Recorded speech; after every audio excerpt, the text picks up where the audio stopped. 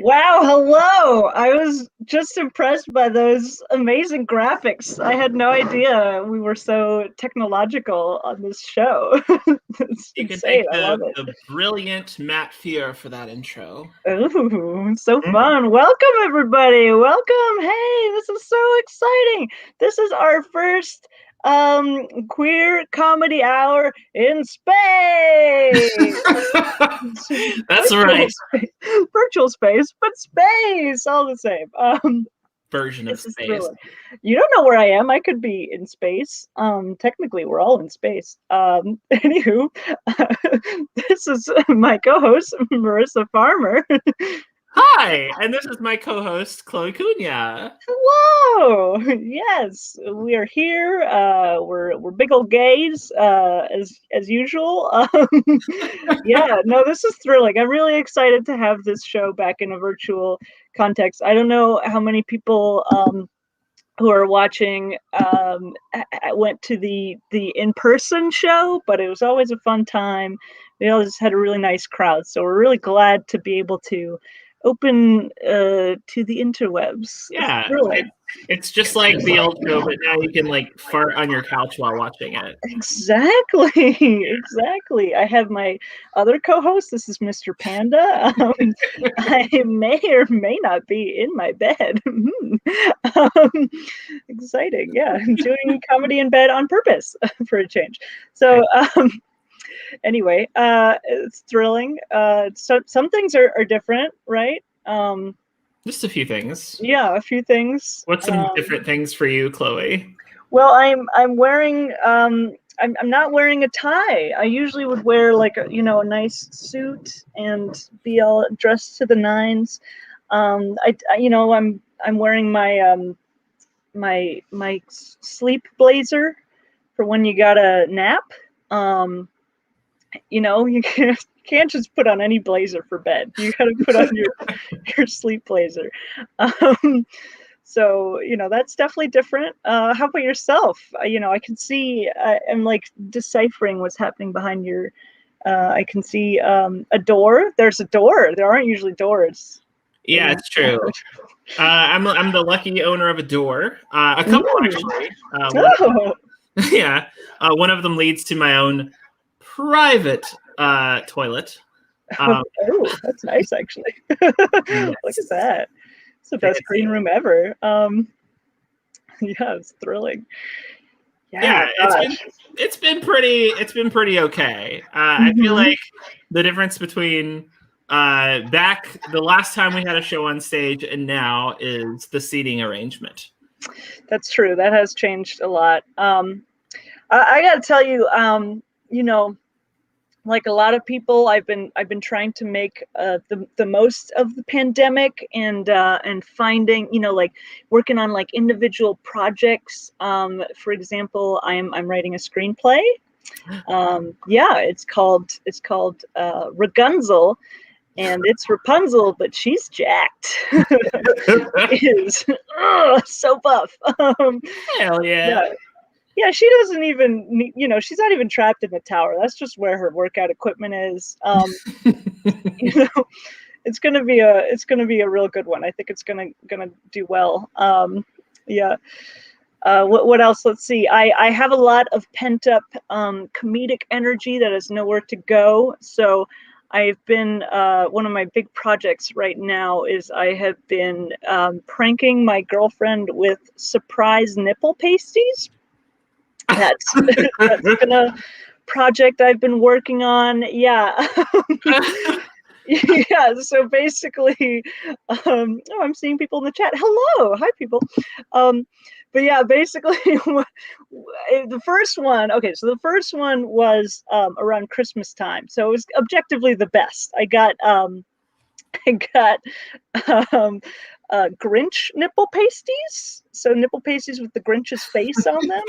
And it was the best one. I think of having an intimate moment with your partner, take off their shirt, boom, Grinch. So I got a real good, she was real surprised, and I thought I got to keep this up. So the second time was dinosaur. It was dinosaur themed. I got a T-Rex, like a sparkly T-Rex. It had some glitter on it. I got some of the glitter like on my forehead because when that stuff goes everywhere, just everywhere. And I was really nervous that she would get me, that she would know, because she'd see the glitter and be like, "That's not regular glitter. That's Wait a minute. There's bound to be glitter at some point on my body." But she, she's savvy, but no, she wasn't. She was not hip to it. Got her again. Boom! Dinosaurs. Ha! Most recent time was around Valentine's Day. I didn't have any fun Valentine's Day themed ones, but I did have cartoon lettering that just said "Wow." So that's what I went with. Like a comic book character. Yeah. Wow. So she was real stunned. I keep getting her. I talked about that one in the group chat that she's in too, but she never checks the group chat. So the moral is check the group chat. Yeah. You never know. You could be your girlfriend scheming to prank you with surprise nipples. It could be Ted Cruz's wife talking about going on a trip to Cancun in the middle of a crisis. You never know. The group chat, there's a lot of surprises in there. Important group chat. Yeah, no, that's the most wholesome prank I've ever heard of, by the way. It's very fun to do. I recommend that everybody do it. You can get them really cheap at Etsy. It's a fun time. The only thing though now is whenever we have sex, she pats me down. Like going to the airport, I've traumatized her somewhat. She's just always worried about surprise nipple pages. I love the idea too that like she could see something off about you, like glitter on your forehead now, and be like, Wait a minute. Are you wearing something on your nipples? Right? No, that's the thing. See, this is the next thing that I'm gonna do. Ready? I'm just gonna tell you all. Here's what I'm gonna do. I'm gonna like, having regular time, shirt off, nothing's there, and she's like, all right, she thinks it's fine. But then I'm gonna be like, oh, hold on, I gotta go to the bathroom real quick. Then I come back, boom, surprise nipple pasties. I'm just saying, I gotta spice it up. So I think that's what I'm gonna do. How long will this last? Good question. How much money do I have? Okay, that's enough about that. We could talk about how I'm going to spend all my savings on nipple pasties another time, because I actually think we're just about ready to start the show. I don't know, unless there's anything. I'm sorry, I spent so much of this intro talking about my nipple pasty. I got too excited. I don't know if there's anything you wanted to share, Marissa, before we get the show going. I keep trying to prank my cat. It's not doing anything. Have you tried nipple pasties though? I'll give it a shot tonight. Okay, it works real good on humans. All right. This is the worst intro we've ever given to. I'm so sorry to our first comedian, who is excellent and will definitely find a way out of this hole. As is tradition in Queer Comedy Hour, we always like to start with our token straight. Give a bone to the straights. We like them. We like them okay. Yeah. Some of them are nice. Some of them are good. This is a real good. This is a real funny comedian. A real gem. I was saying before the show, perhaps one of our most booked straight comedians. I think so. I think this is the third time. So, yeah, it's quite an honor. We're thrilled to have her. Put your hands up for Tooky Kavanagh. Hi. Thank you for making me a pioneer for the straight community. I'm so brave. I'm so brave. Applaud me. Thank you. Yes. Thank you. Doing it for the heteros. Mm-hmm. Oh man. Oh, is that Lissa in the chat? Hi. Anyway, I'm a little on edge. Because the white people next door are throwing a party, and I'm like, why? It's not even 8. What are y'all doing? But I judge. Okay. Let's talk about some things. Let's make it weird. Let's make it. I don't want to. I don't want to take up too much. Thank you. Yes. Pray for me, because I like dick and I'm not proud of it. I'm not proud of it. So, all right. Well, let's talk about some things. Let's talk about like some like hetero shit that I was up to in college. Because like people are like, oh, college, you up to some hot girl shit. I was not up to hot girl shit in college. Because okay. So the night before I was graduating college, I forgot that I was graduating college. So I went out with my friends to this now defunct nightclub in the middle of downtown Boston called Felt. Yeah, Marissa, I see you making that face. You gotta understand. The kind of people who go to Felt look like a list of things an OBGYN would tell you not to do. You know what I'm saying? Like don't do that. Don't go to Felt. So we're there. And, okay. So we're partying. We're straight girl partying.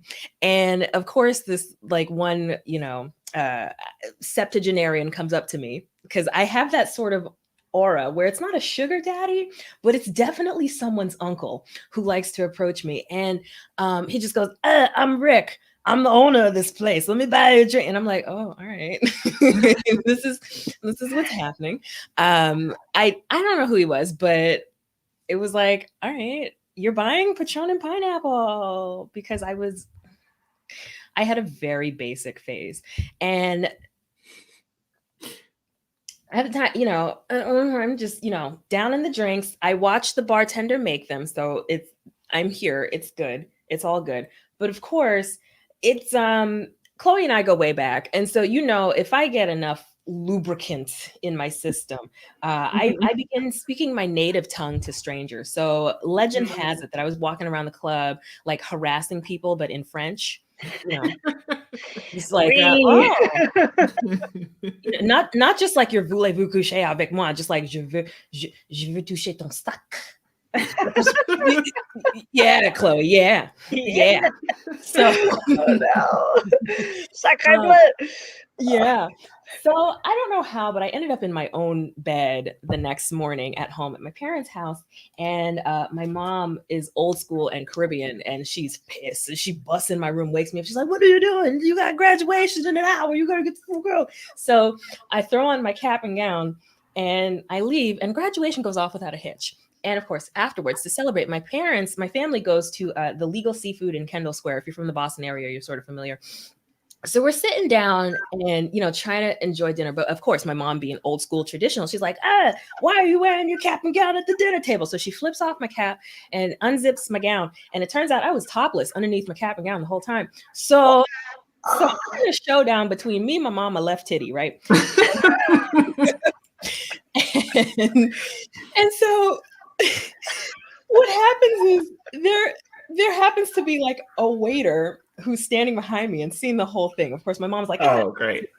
The manager had seen what was going down and thought that he didn't like see what he was at an angle where he didn't, see nope. But he thought my mom was freaking out at the waiter. So he sends the waiter to the back room and he's like, we've gotten a lot of customer complaints about Kenneth. So if he had done anything, oh no, yeah, like make better choices. Make better choices is my advice to people. Don't be basic. Don't be me. The night before my graduation in college. What else? It's Black History Month. I'm hyper aware because it's Black History Month. You know what I mean? I'm on the lookout for anything that just feels racist, right? Especially after like the protests and everything that went down last year. Right? And then I think here's the thing. I think Facebook finally figured out that I'm Black because I don't have like a lot of my personal info on there, but I started getting targeted ads for very specifically Black Halloween costumes last October, right? So I got an ad for King Jaffe Joffer, the James Earl Jones character from Coming to America, that's very specifically Black. Ruby Rod, Chris Tucker's character from Fifth Element, very, very Black. A couple's costume that was the Jamaican bobsled team from Cool Runnings, also pretty Black. And then I got an ad for the Kool-Aid Man, which feels racist. You know what I mean? Like, I don't know if it is, but it feels racist. Last thing, I don't want to take up too much space because I'm infiltrating. I want to run this event that happened about 3.5-ish years ago by YouTube, because this is a safe space to talk shit about straights, right? Yeah, it is. Okay. It is. You've got about a minute left, by the way. So oh shit. Okay. So because how that felt racist, it's not my place to say, but I had an incident that I was like, this feels homophobic, right? Because in 2017, when we were traveling, this white guy that lives in my house, I kind of love him or whatever. We went on a trip and we went to the Austin Zoo, Austin, Texas, right? And we're walking around, and then like the tour guide I happen to hear is behind me giving a tour. I promise, I shit you not, as he's doing his tour thing, he's talking to he goes, and over here, we got 2 male lions living together, but not on no gay shit. And I just want to know, I want to know what happened. What happened on the tour before that, where he felt compelled to inform these 2 patrons. But like the 2 12-year-olds hear that fact and go, good, like, what happened? Is it because the zoo's in Texas? Like, this is a Christian zoo. Like, I don't understand. Wow. I want to know. I mean, I got to be honest. I have a personal theory, which is that those lions were gay. I think right? That's my theory. Thank you. And the zookeeper was trying to be like, there are no gay lions in this house, but he knew. Right. Like what was it? Was it just like, the size of a pride depends on food availability, and a typical group includes 3 males and about a dozen females, and then just some kid was like, that's good. Like, what happened? What happened? Why, straight people? Why? Oh, goodness gracious! He has a camera feed straight to that lion cage, and it's just like, they better not be. They better not be. Okay, but like, I just want to know. Not that it's my place, but it feels like Kool-Aid Man feels racist. That felt homophobic. Am I onto something? No, you're right. You're right. And I think those two lions were boning the last tour is what happened. And they just had to double down and be like, nothing's happening. They're just hugging. That's what I think. Wow, that was truly delightful, Tooky. Thank you so much. Thank you for letting me be all straight up in your space. I loved it. Thank you, everybody. Please give a warm shout to Tooky in the comments. I don't know how to do that on Twitch, but give your claps. That was incredible. I'm going to be thinking about gay lines for quite a long time now. Wow. Yeah, no. Lions, they can be gay. And that's just a fact that's true. Yeah. Yeah. Sorry to break it to you, Austinites. We should book a gay lion on the next show. I don't know how good a lion comedy is, but I think we should try it. I hear it's a roar. Yeah, right. Oh, I love it. Okay.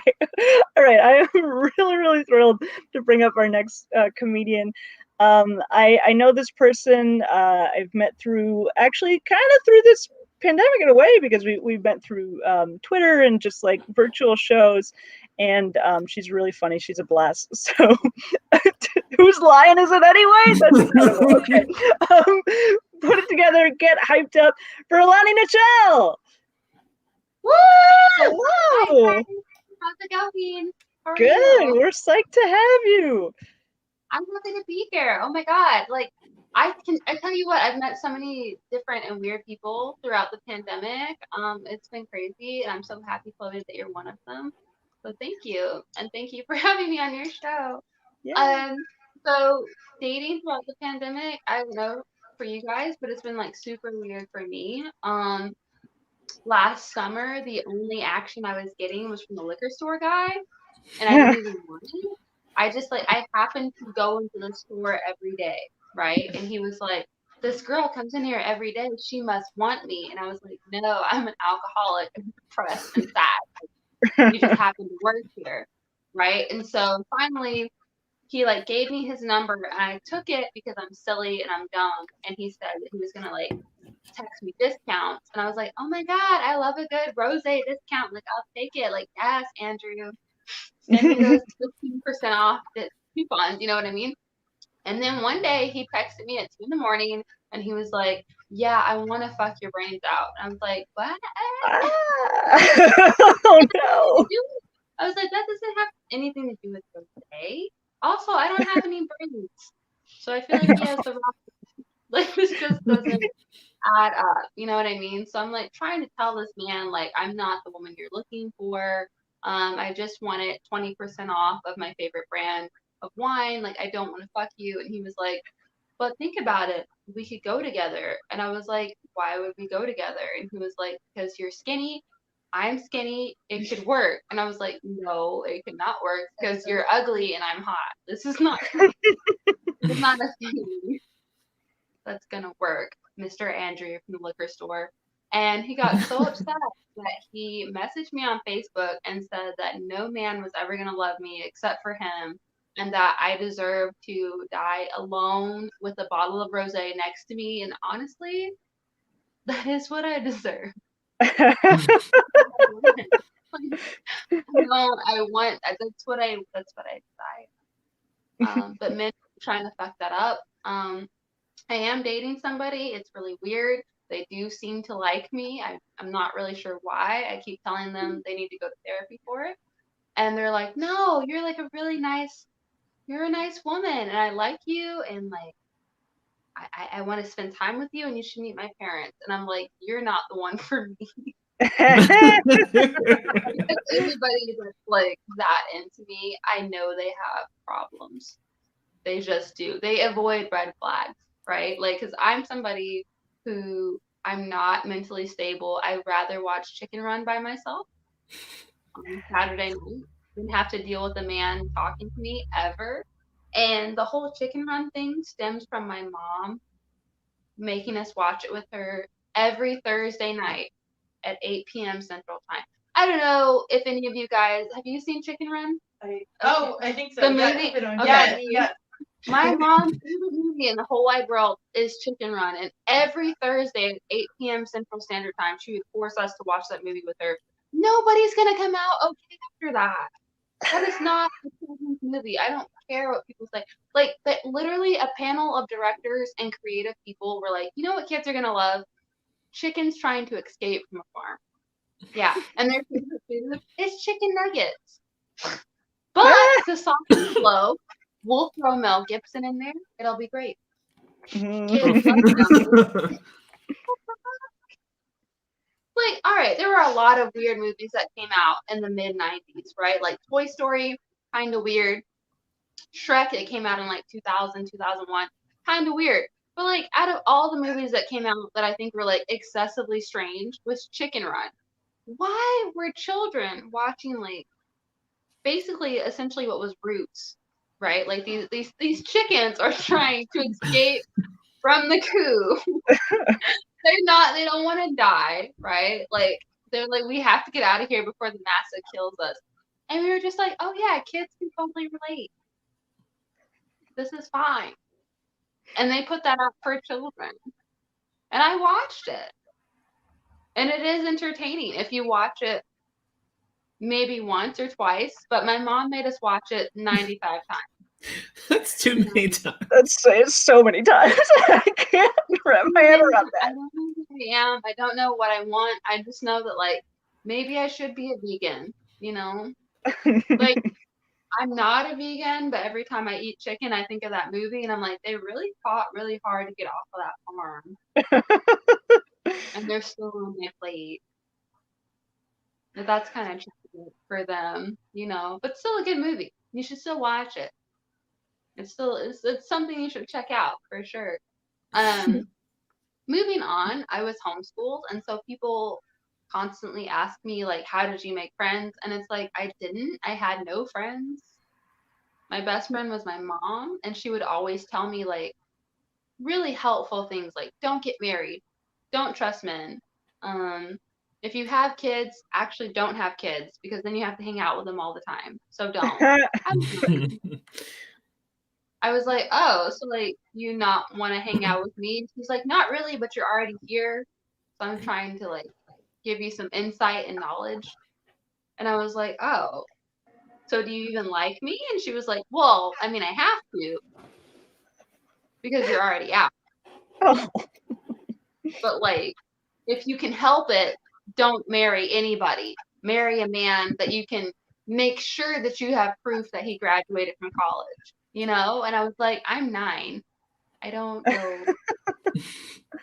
I've never loved anybody besides you, Mom. And she's like, well, that's a mistake, you weird baby that I pushed out of myself 9 years ago. Stop doing that. And I was like, okay, Mom. And now I'm 25 and I'm pretty much always single and alone. And now she's upset because she's like, well, why don't you have a husband? All my other friends have grandchildren. I have nothing to show for it. And I was like, your advice worked too well. I don't trust anybody. I don't love anybody. I have no one except for my stuffed animal collection. It worked, Cheryl. Like, you were right. Don't trust men. The minute that you trust men, they turn out to be a shady rooster that will leave the coop before you can go with them. Don't do it. They don't love you. They love how you taught them how to escape the farm. They will love you. They will also sleep with your cousin Bethany in the interim. And you won't know it until they already left, and then you and Bethany are talking about it. It's like, yeah, man, I even taught him like how to fly out of here, and he didn't even say goodbye. And Bethany's like, yeah, but at least his cock was nice. And you're like, excuse me? He's a cock. And she's like, yeah, well, he was nice, and like he was a nice way. So, and you're just left there like, my God, I taught this man how to escape the farm, and not only did he leave me, but he fucked my cousin, and because I'm a chicken, I can't even talk about it. Wow. That was incredible. That's not a position that anybody wants to be. That is my Thank you so much, Elani. I want to know so much more about what watching Chicken Run every day does to your brain. I'm so happy you're here with us on this strange journey. Wow. I've never seen Chicken Run, to be honest with you, and I feel like now I have a moral responsibility. That's incredible. I did watch Mulholland Drive with my mom, and I got horny, and that was the first time I ever got horny, and it was an experience. Anyway, we don't need to talk about that. That was terrific. Please give it up for Elani Nichelle, everybody. Yay. Yes. Wow, incredible. Okay. I definitely have to watch Chicken Run now. I know. I also incredible. Let's keep this moving right along. I'm really excited for this next comedian. Is joining us all the way from London, which is honestly one of the cool things about this kind of thing is you can have people coming in from all over the place. So I'm really pumped to hear her set. Put your hands together for Mariana Feijó. Hi everyone. It is true. I am tuning in from London. It's past midnight here, and I'm not a native English speaker, so I'm just hoping you can understand everything I say. If you don't, that's fine, because I can't see your reaction, so, you know, who cares? I am European, but not the stuck-up, really private, doesn't acknowledge sex exists, British kind of European. I'm the kind they're trying to get rid of with Brexit. Sexually free, super into pleasure, who likes walking around naked in the house. I don't actually know if that's a kind of European or just me, but I know I should tell you, you may hear me talk about sex, and you're lucky I'm wearing clothes. I've also showered. I went to this talk the other day over Zoom, and the host described how he smelled. And I thought, like, if that's the case, I now have to start showering before gigs, even though I've spent a whole day home alone by myself without anyone to sniff me or anyone I can sniff. I think I smell like unscented soap and some kind of shampoo bar thingy. Not like, I smell like sandalwood and tobacco, like that host a week ago on Zoom. Not exciting enough. I need to like update my pre-gig routine to be more exciting, because I can never lie about my smell. It's been a shitty year, right? Stuck at home because of a pandemic. I did go out yesterday. I tried slacklining for the first time. Ooh. You know, it's not like that hipstery tightrope thing that you put between trees and people walk on. I don't know. I imagine that's a trend that has also arrived in the US. I did end up fucking up my knee. True. So I spent a day today looking at knee braces on the internet. I'm 35. One day I'm slacklining like the kids. The next day I'm online looking at things to protect my decaying joints. Stuck between youth and old age. That's why they call it middle age. But you know, despite it being a rubbish year, it's also the year I got my very first unsolicited dick pic. So it's like great, right? I had just given blood, like the altruistic person that I am. I am O negative, which means I can give blood to everyone, but I can only get blood from other O negatives. So, you know, if anything ever happens to me, the chances are there's no blood for me anywhere to save me. True. I'm giving something away without expecting anything in return, which is what altruistic means. I was sitting there waiting to recover after giving away a whole pint of blood. A whole pint of blood. They say you fill up a pint between 5 and 15 minutes. And I always fill it up in the first 5 minutes. I'm apparently a really fast blood giver. I don't really know what that means about my health, but I'm choosing to believe I'm winning at least at one thing in my life. I'm a really excellent blood giver. And I was sitting there waiting to recover, and a notification from Instagram popped up. And I immediately clicked on it, right? Because that's what you do. You have to know what's happening on Instagram, especially now, because there's nothing else happening anywhere else. And there it was. An erect penis I didn't recognize. Followed by the words, "Can I stick it in your hole?" Oh. I immediately clicked the home button. Because, there was those 3 ominous little dots that meant that something else was coming. And I really, really, really didn't want anything else to know what else was coming. I was sitting there, surrounded by other altruistic people. Some people are more altruistic than others. Like AB positives can get blood from anyone. They should be giving away their blood. All the time. For free. No one ever paid me for my blood. But that's like how altruistic I am.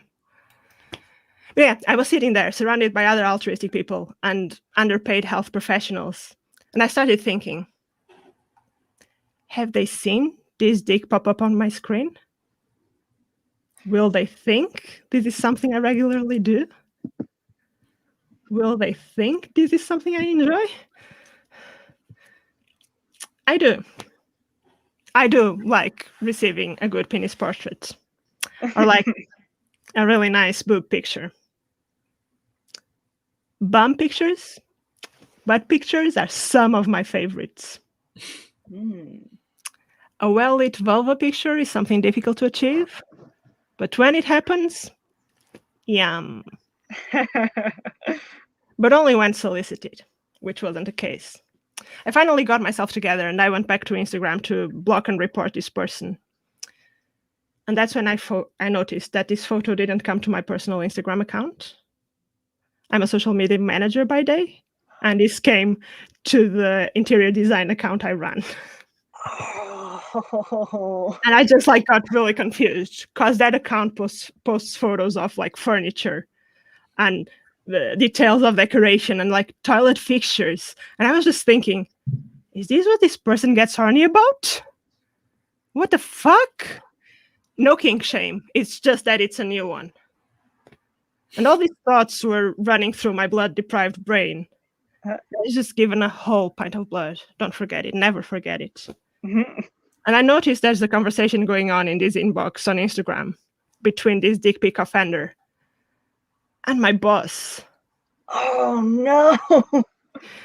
Good timing. I'm going into London next week. Yes, my boss is into it. And that's when I realized that when I pressed that block button on Instagram, I had literally cock blocked my boss. And somewhere inside me, there's an employee that really, really, really doesn't want to know what their boss's sex life is. But right next to her, there's a very sex-positive person who's like, good on you, Nick, getting that dick where you can find it. That's the actual name of my boss. So maybe she'll change it. Oh my God. Wow. That was incredible. Everybody give it up for Mariana Feijó. Thank you. Wow. I also received my first unsolicited dick pic many years ago, and I had this whole fantasy about I'm gonna put it on a cake and I'm gonna send it back to him and I'm gonna destroy the cake, and then I never did it because that was too much effort. But yeah. That's a free idea if anyone wants to make a revenge dick pic cake. Just put it out there. All right. let's we'll share it in our Instagram.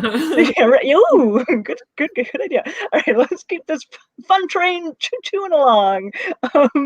Our next guest is one of my favorite pals in comedy. Honestly, they are always a delight. They're just very funny, and I know you're gonna love them. Put your hands together for Kendra Dawsey. Hi everyone, what's up? Just realized you could kind of see out my balcony. Just deal with. Oh, that's straight up a billboard.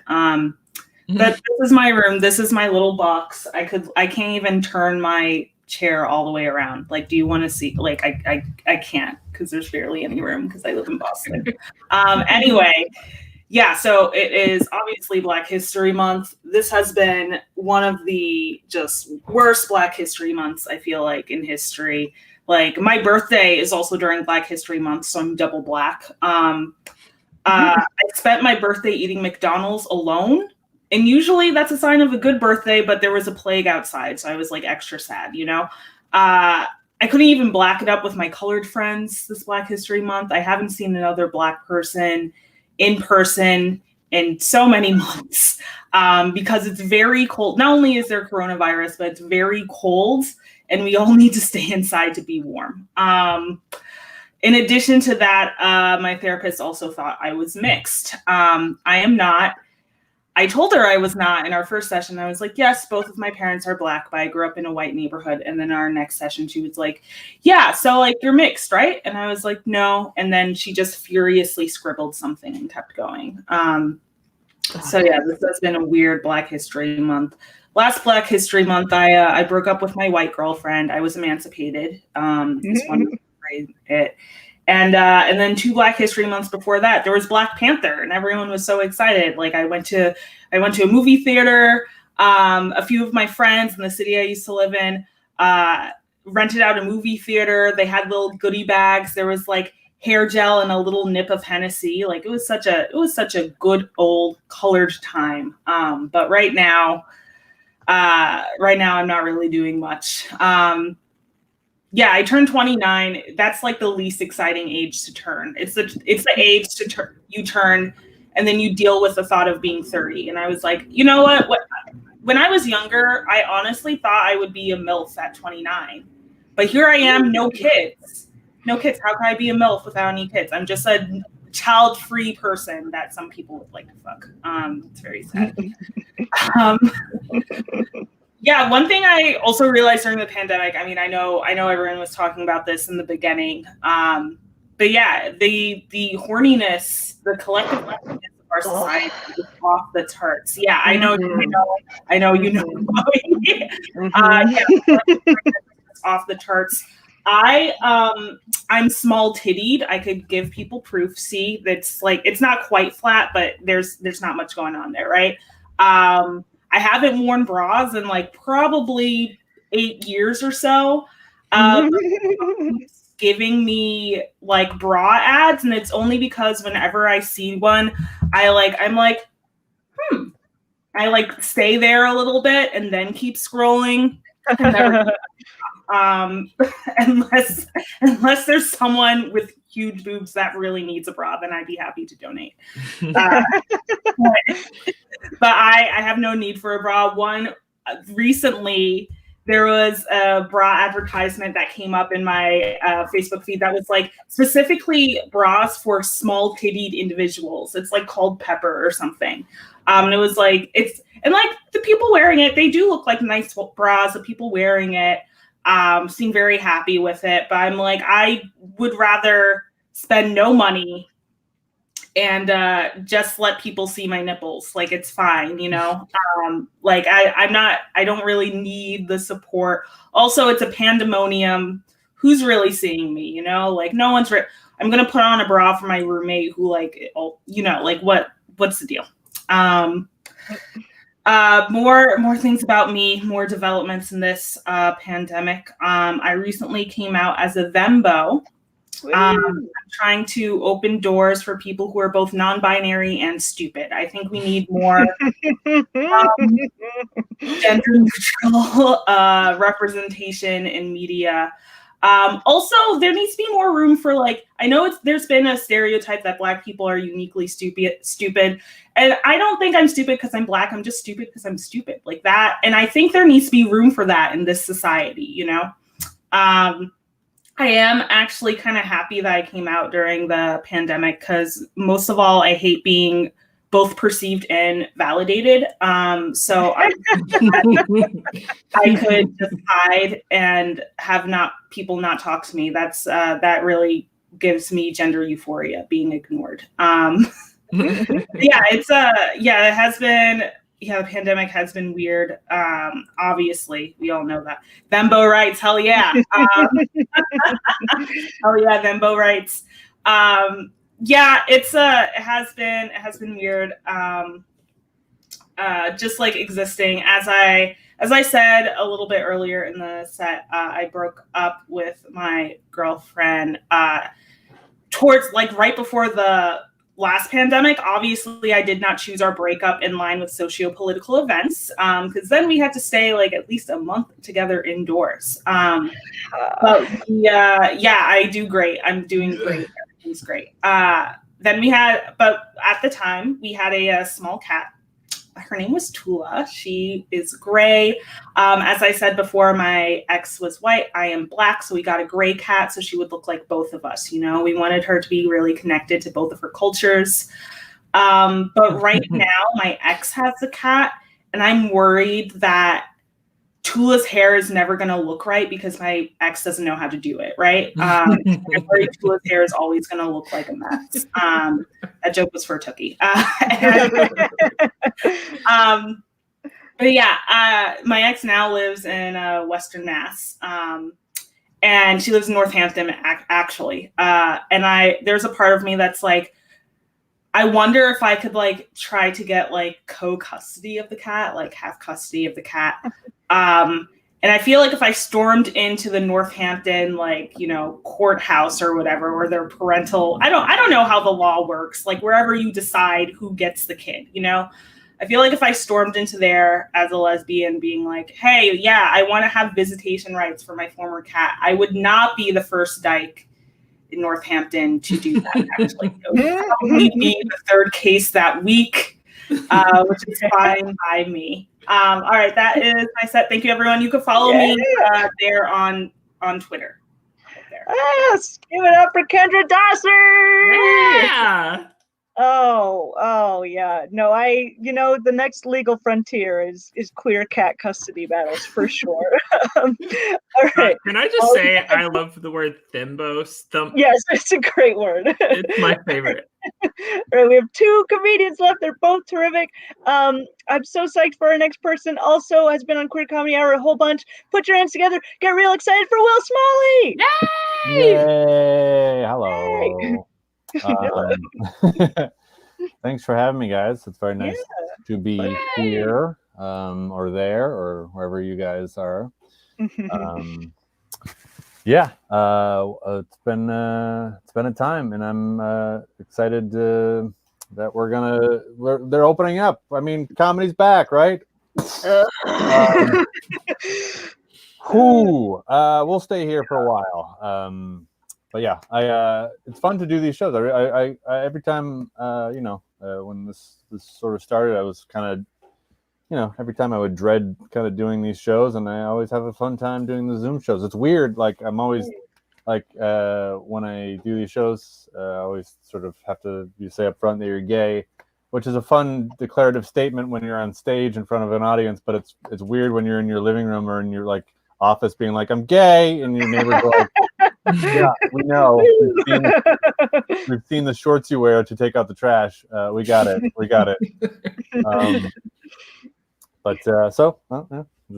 I'm gay, and I'm yelling in my apartment. It's been a fun crash course. The past year, I got married in the November before.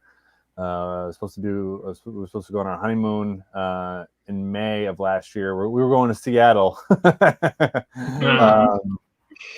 Yeah. We booked a trip to ground zero of COVID. It was fun. It was a fun little fight to have in February. Where it was like, I think maybe in May, my husband was like, no, we're not going.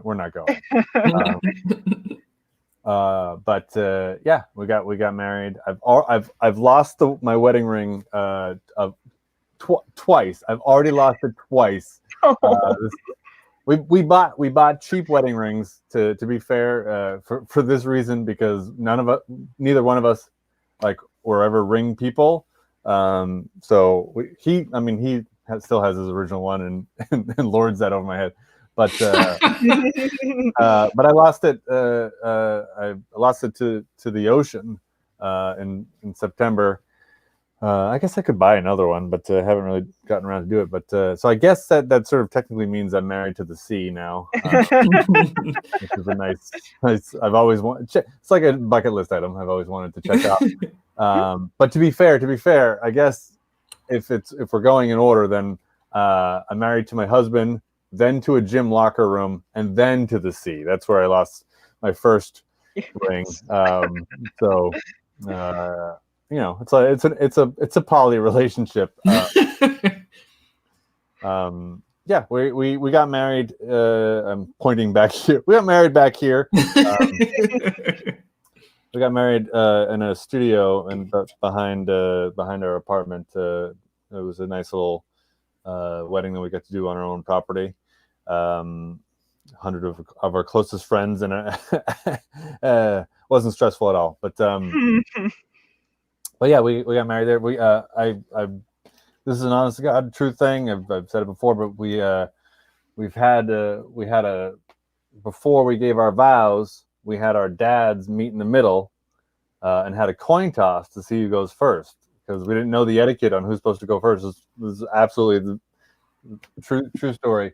Had our dads meet in the middle, had a coin toss, sort of like NFL style. We just didn't know. So it was like heads, Will's the receiving team. My dad's like, well, he's not always the receiving team. Like I've heard him talk at dinner. They're versatile. I'm like, Dad, please stop talking. Like, what? I'd love to be versatile with your stepmother. Be on the bottom. It sounds so nice. I'm, Dad, this is the worst toast you ever given. Please shut up. Please shut up right now.